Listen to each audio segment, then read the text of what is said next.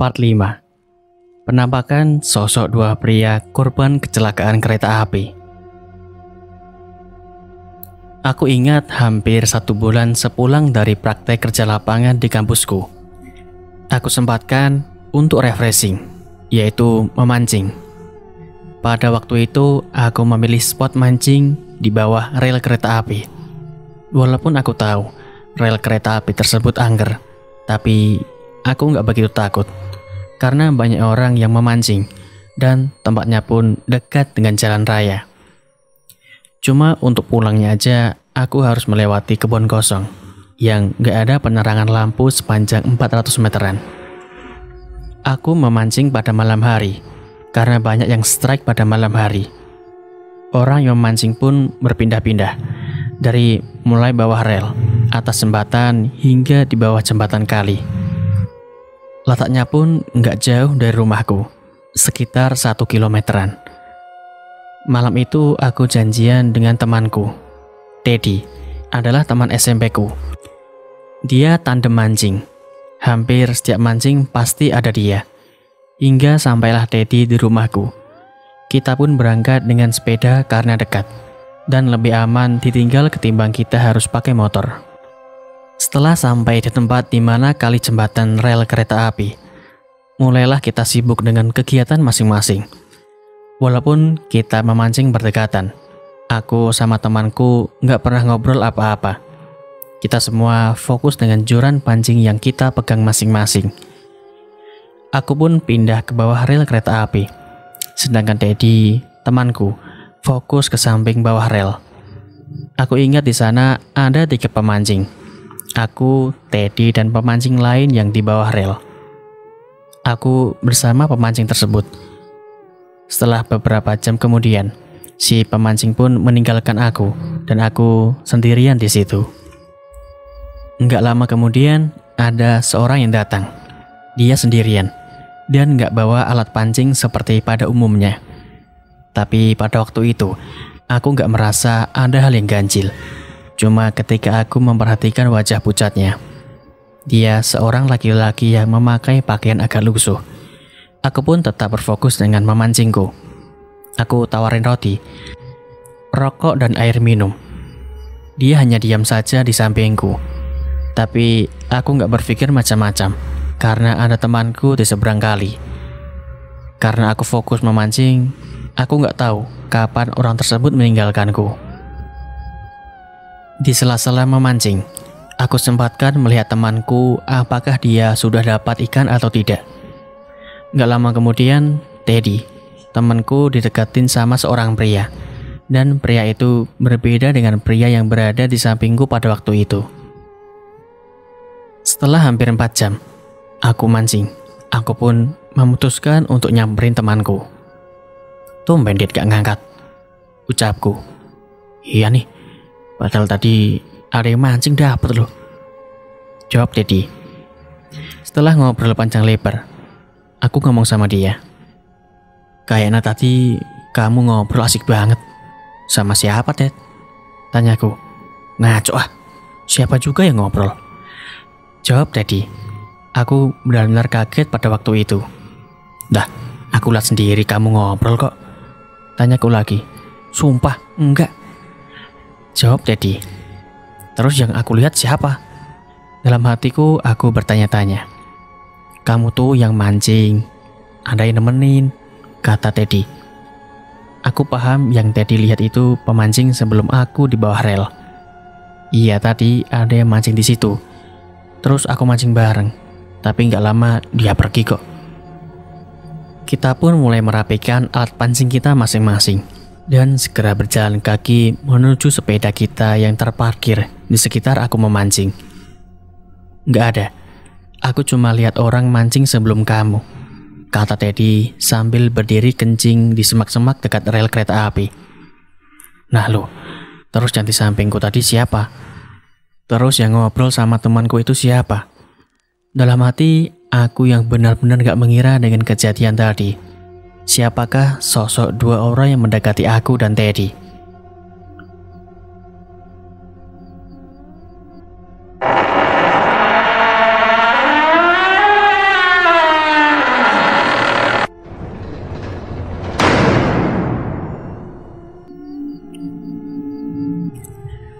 Part 6. Aku tinggalin Teddy yang pingsan di pinggir rel kereta api. Nggak lama setelah Teddy kencing, kita merasakan seperti ada hawa hangat di antara keheningan dan dinginnya malam. Teddy lah yang paling banyak merasakan aura tersebut. Sementara aku hanya merasakan nggak percaya dengan kejadian yang tadi aku alami. Setelah Teddy membereskan resettingnya dan bersiap jalan kaki menuju sepeda yang kami bawa, tepat di belakang kita, seseorang laki-laki yang setengah badan, dengan mata melotot, seperti marah memandang kita. Dengan darah yang berlumuran di badannya, itu tepatnya di samping rel kereta api. Dengan jelas pada waktu itu, ketika terkena cahaya sinar rembulan, dan kita berdua melihatnya. Tanpa komando, kita pun langsung menengok ke arah jalan kita pulang. Tapi apa yang terjadi selanjutnya? Nampak dalam kejauhan, di rel kereta api, terlihat sosok penampakan laki-laki tanpa kepala, sekitar 3 meter di depan kita. Kelihatan sosok penampakan tersebut, seperti lari dan mau menghampiri kita. Aku pun kontan langsung turun dari rel ke jalan setapak, yaitu jalan yang mau kita lewati. Namun apa yang terjadi lagi? Aku melihat secara mendadak, terdapat seperti kepala yang menggelinding. Dan yang bikin sangat mengerikan ketika itu, kepala itu menggelinding berhenti pas di antara jalan setapak yang mau kita lewati.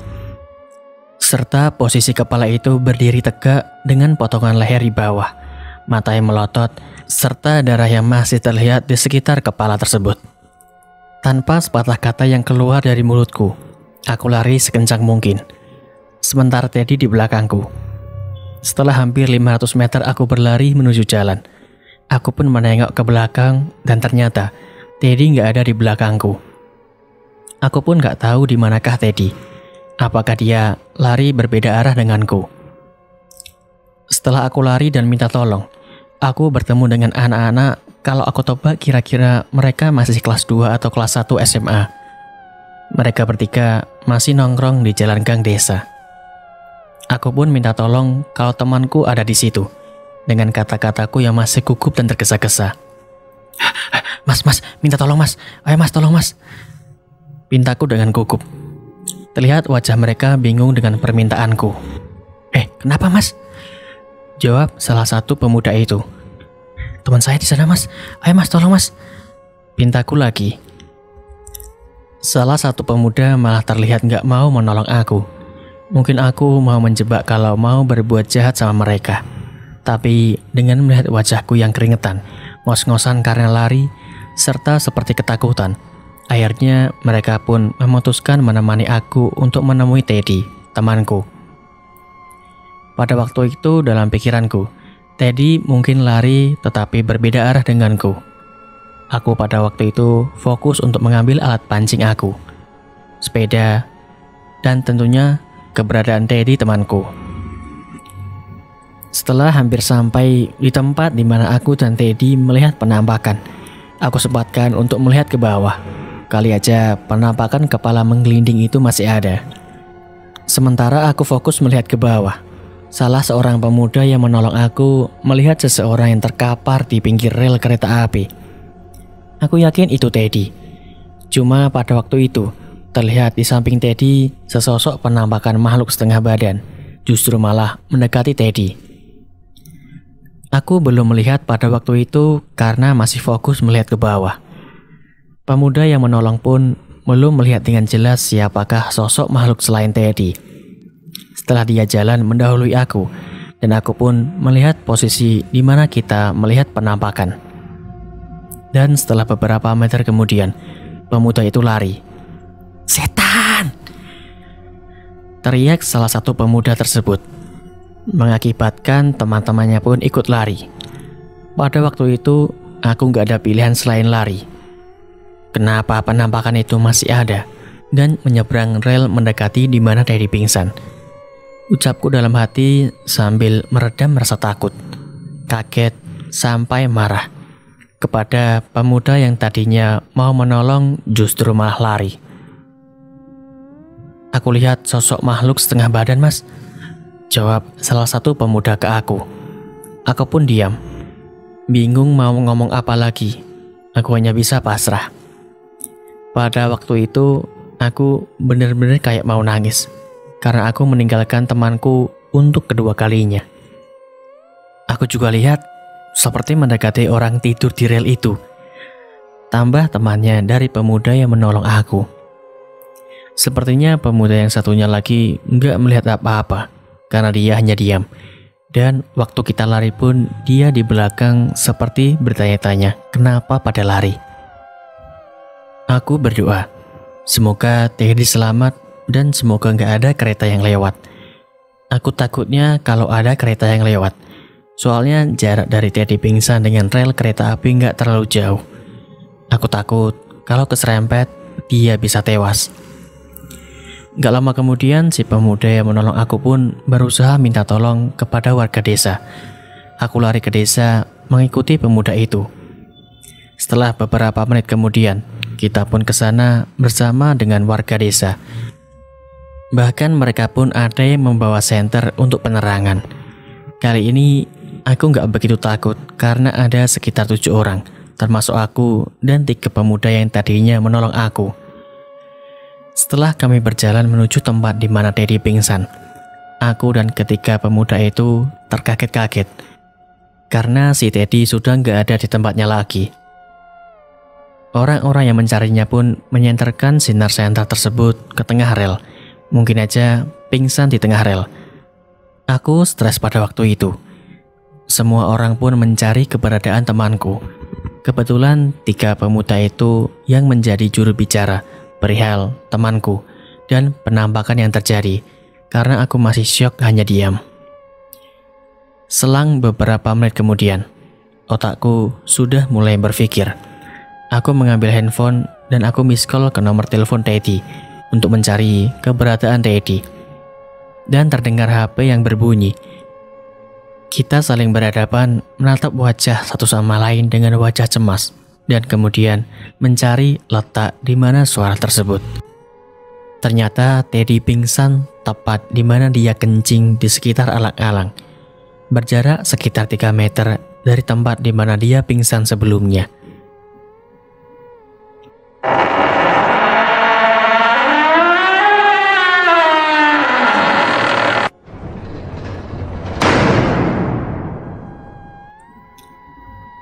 Part 7.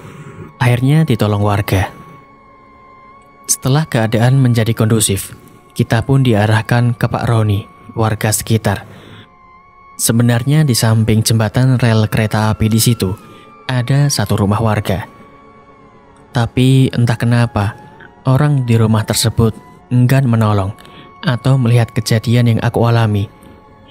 Teddy pun kelihatan masih letih dengan kejadian yang dia alami. Kita diberi minum agar bisa sedikit tenang. Dan mulailah pembicaraan kita dengan Pak Roni. Kenapa sampai bisa kejadian seperti itu, Mas? Tanya Pak Roni. Awalnya kita mancing, Pak. Dan ketika jalan pulang, kita dihantui sosok makhluk setengah badan dan sosok penampakan orang tanpa kepala serta kepala menggelinding. Jawabku. Semua orang di sekitar yang mendengar kata dari aku. Kemudian mereka saling berbisik dengan orang di samping lainnya. Oh, mungkin itu sosok penampakan yang kecelakaan minggu kemarin. Bisik dari warga.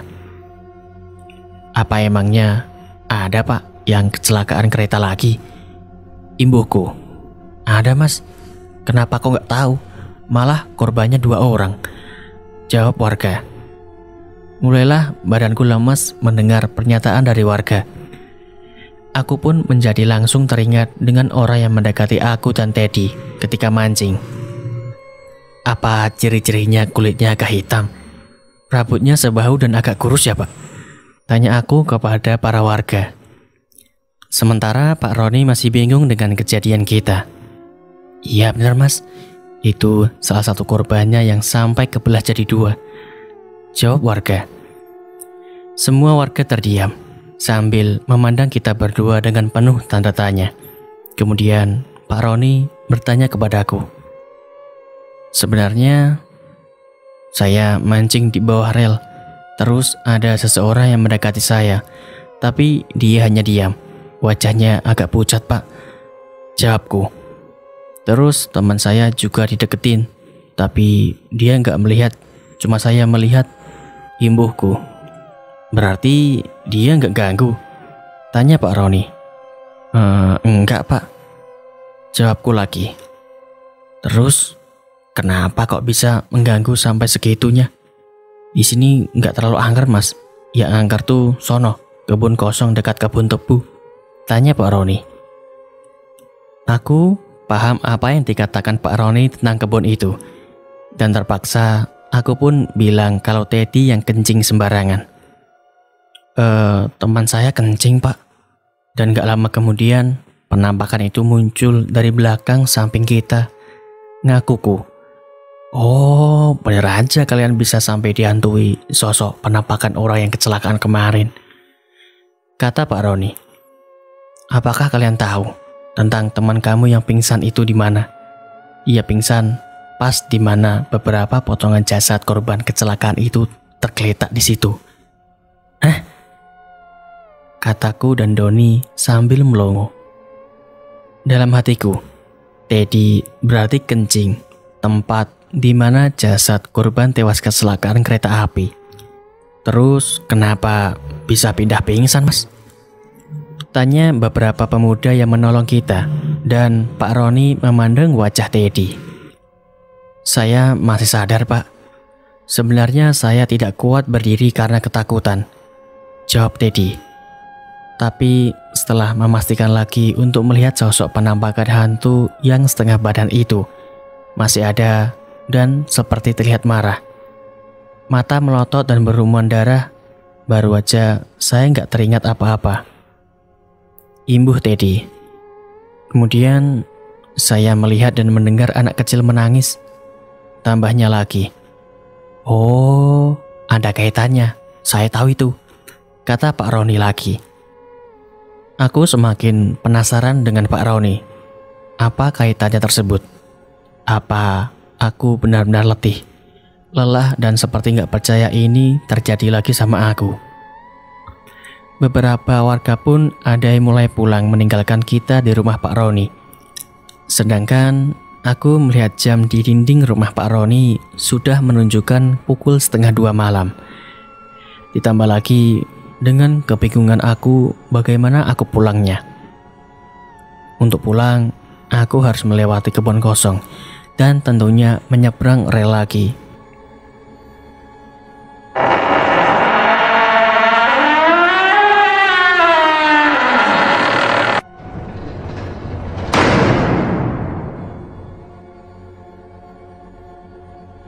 Part ke-8.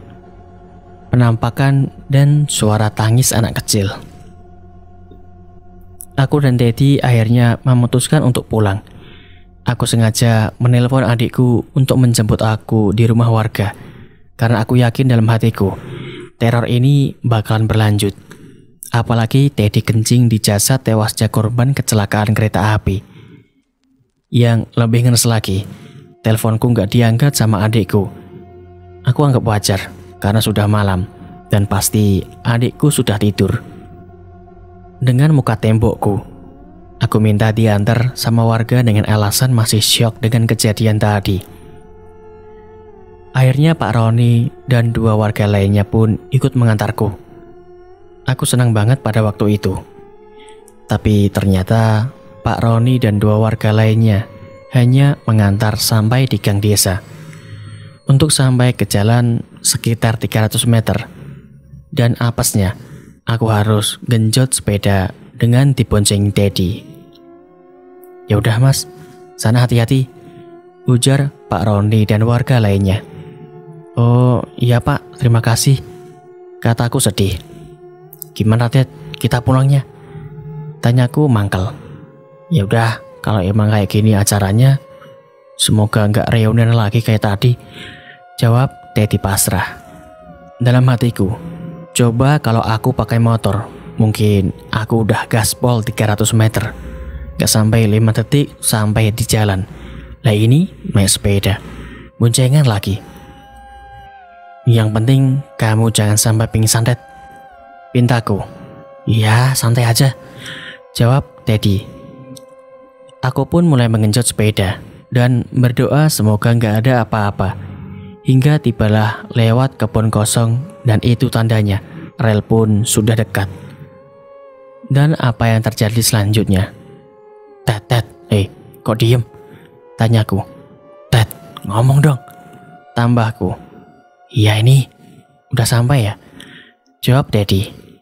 Aku langsung tahu kalau Teddy ini menutup mata alias merem agar dia nggak takut. Iya, udah sampai, jawabku bohong. Aku melihat penampakan yang Teddy lihat sebelumnya. Sosok anak kecil, sekitar 4 SD-an, yang menangis di bawah lorong rel kereta api. Kurang lebih jaraknya 4 meter dariku. Seketika kaki yang tadinya kuat menggenjot pedal tiba-tiba loyo dan lemes. Dengan sisa tenaga yang ada, aku ngelos tuh sepeda dan gak aku genjot. Wajah anak itu benar-benar kasihan, seperti pengemis kecil. Sosok itu gak memperlihatkan wajah penampakannya seperti sebelum-sebelumnya aku lihat. Wajah rusak, berdarah ataupun mata melotot.